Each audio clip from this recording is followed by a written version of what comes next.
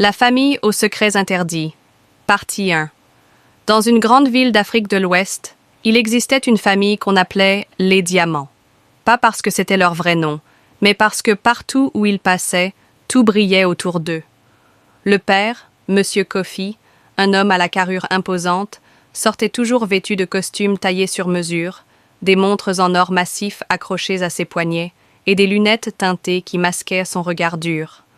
La mère, Madame Clarisse, resplendissait de bijoux étincelants, changeant de sac et de robe chaque jour, comme si elle défilait sur un podium. Leurs enfants, 3 garçons et une fille, grandissaient dans un univers de luxe. Voitures dernier cri, villas au bord de la mer, piscine olympique et même des jets privés stationnés dans un hangar privé, prêts à les emmener où ils le désiraient. Mais derrière ce décor de rêve se cachait un secret sombre. La famille vivait sous haute sécurité. Des gardes armés jusqu'aux dents montèrent la garde devant leur portail géant. Les gens du quartier murmuraient souvent « D'où vient toute cette richesse ?» Certains disaient que M. Kofi avait des entreprises à l'international, d'autres prétendaient qu'il travaillait avec de grands présidents. Mais les anciens, eux, connaissaient la vérité.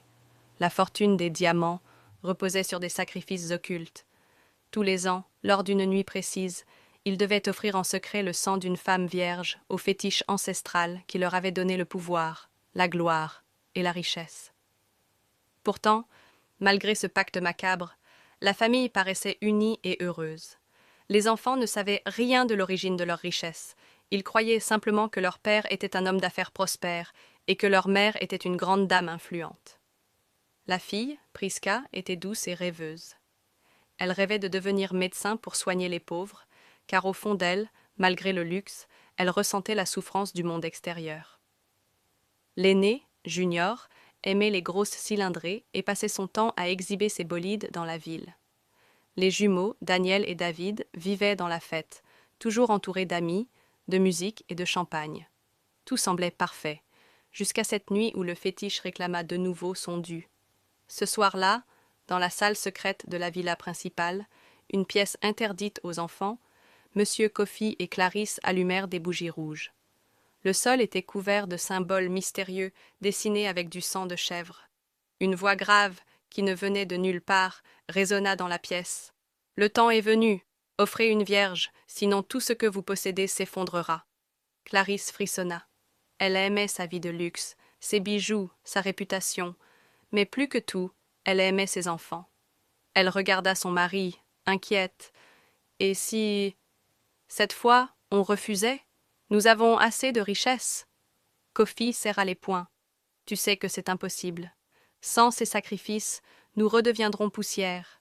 Nos ennemis se lèveront contre nous, et nos propres enfants paieront le prix. » Le lendemain, comme si de rien n'était, la famille repartit dans son quotidien de luxe.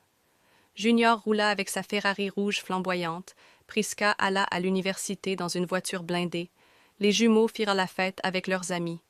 Mais dans l'ombre, les parents préparaient le prochain rituel. Cette fois, leur cœur était lourd, car pour la première fois, le fétiche exigeait quelque chose de plus grand, de plus intime. La richesse facile attire toujours l'admiration du monde, mais derrière l'éclat des diamants, il peut y avoir des larmes, du sang et des chaînes invisibles. Celui qui vend son âme pour le luxe finit toujours par craindre la facture à venir.